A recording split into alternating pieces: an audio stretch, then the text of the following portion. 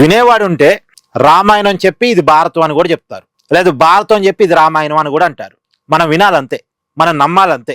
ఇప్పుడు విజయవాడ కుర్రవాడు Gaja సాయికిస్తా lockup death చేయబడ్డాడు. ఇప్పుడు సిట్టు కూడా తేల్చింది కాబట్టి మనం దీన్ని అఫీషియల్గా చెప్పుకోవచ్చు. అయితే ఈ విజయవాడ కుర్రవాడు సాయికృష్ణ ఎలా చంపబడ్డాడు అన్నకాడ అంబటి రాంబాబు ఒక స్టోరీ చెప్పాడు. మార్కాపురం వెళ్ళి ఈ గాజ సాయికృష్ణని కానిస్టేబుల్స్ బైక్ మీద ఎక్కించుకొని తీసుకొచ్చారు, కృష్ణలంక పోలీస్ స్టేషన్ తీసుకెళ్లారు.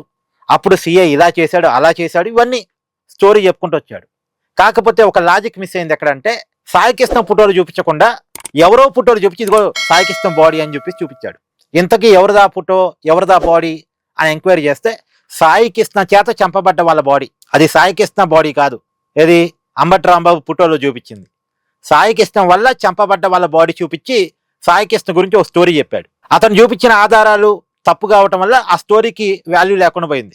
అంబటి రాంబాబుని వైసీపీ కొంతకాలం పక్కన పెట్టింది. వెంటనే జడా శ్రవణ్ కుమార్ వచ్చాడు. జడా శ్రవణ్ కుమార్ మరొక స్టోరీ చెప్పాడు.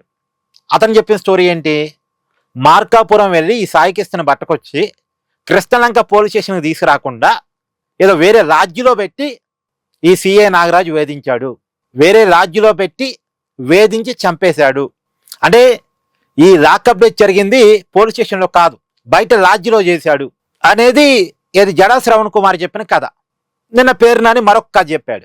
అంటే వైసీపీ వాళ్ళు రకరకాల కథలు చెప్తున్నారు. ఒకరు చెప్పే కథ మరొకరు చెప్పట్లే, చిత్ర విచిత్రంగా చెప్పే ప్రయత్నం చేస్తున్నారు. ఇదంతా కాకుండా వైసీపీ నాయకులంతా కూర్చొని మనం ఇలా చెప్దాం, దీన్ని మనం జనాన్ని నమ్మిద్దాం అని అనుకోవాలిగా. ఒక క్లారిటీలో ఉండాలిగా వాళ్ళు. ఒక్కొక్కరు ఒక్కొక్క కథ చెప్తే ఏమనుకోవాలి. నిజానికి పోలీసులకు ఒక ఛాన్స్ ఇచ్చారు వీళ్ళే, వైసీపీ నాయకులు, ప్రధానంగా జడా శ్రవణ్ కుమార్ అయితే పోలీసులకు ఒక ఆప్షన్ ఇచ్చారు తప్పించుకోవడానికి. ఇప్పుడు పోలీసులు కనుక సిట్టి కనుక పారదర్శకంగా విచారణ చేయొద్దు, మన పోలీసు అధికారిని కాపాడుకుందాం అనుకోని ఉంటే ఇప్పుడు ఏం చేయాలి, పోలీస్ స్టేషన్కి అసలు తీసుకురాలేదు అతన్ని, ఈ నాగరాజు పర్సనల్గా తీసుకుని ఏదో లాడ్జిలో పెట్టి కొట్టి చంపేశాడు అని అంటే అయిపోయింది, ఒక నాగరాజుతో కేసు క్లోజ్. ఇక విచారణ పెద్దగా ఏం అవసరం లే. జడా శ్రవణ్ కుమార్ మంచి స్టోరీ పోలీసు కోసం చెప్పినట్టుంది, పోలీసు అధికారుల కోసం చెప్పినట్టుంది.